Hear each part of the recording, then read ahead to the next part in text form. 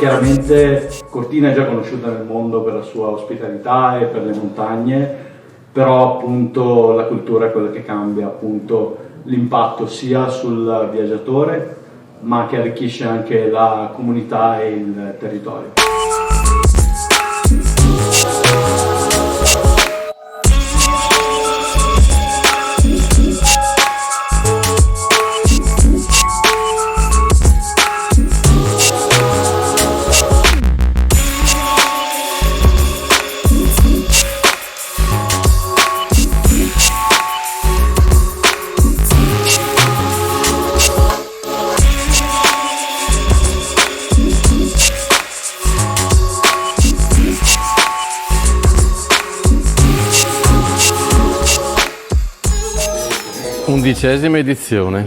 Undicesima edizione di Warm Art Expo e come inizio questo splendido contesto del Parco Hotel Franceschi, albergo storico, bellissimo e soprattutto ben disposto a tutte le attività culturali che vengono proposte. Ormai sono diversi anni che facciamo qui questa mostra e devo dire che è sempre un grande piacere.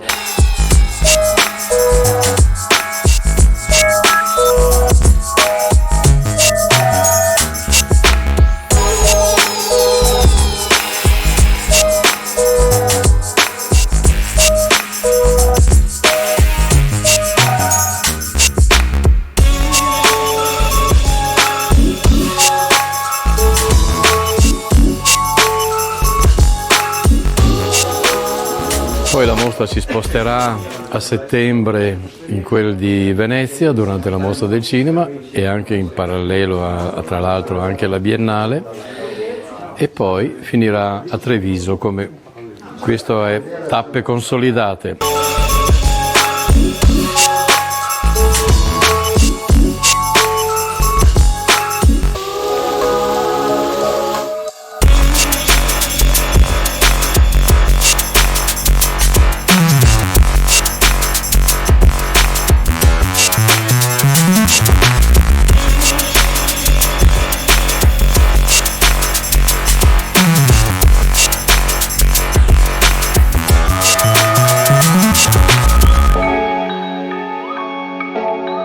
È una mostra rivolta alla donna, ma non un soggetto prevalentemente solo femminile, è un omaggio alla figura femminile.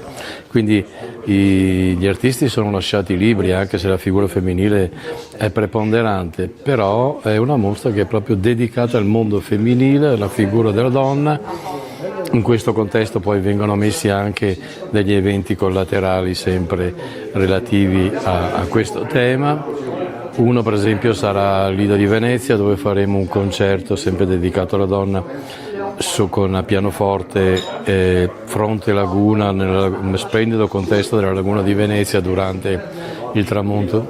Per cui insomma c'è tutta una serie di cose che vanno a intrecciarsi.